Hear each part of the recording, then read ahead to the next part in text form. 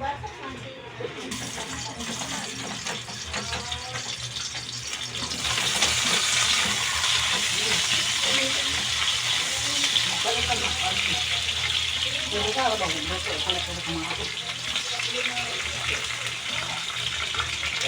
grade? Ano ka na? Balik ko dito na. Tulungin na lang. Bakit? Nalagit ako bakit niya.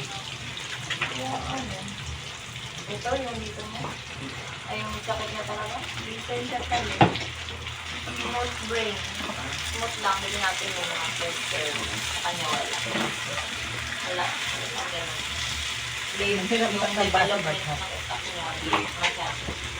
Patatlong taon na siya, yung isip niya parang masasay na baby pa din. Baby pa rin ang kasi ito, simula yung nag-seizure siya. Kasi yung, di ba dati, liquid talaga yung nakain niya. Eh, nag-seizure, sige na siyang seizure ba? Kasi yan, hindi na kaya maglunod. Hindi na makarispan. Ito yung hangit na yan, lang dito yan.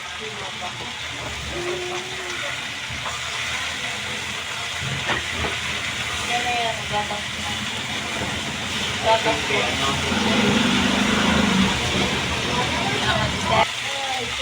Gatas na, nagsarin ako sa gawa ng kalinggo. Tapos sa kalinggo, kung gamay, 1,665. Rich boy. Rich yarn.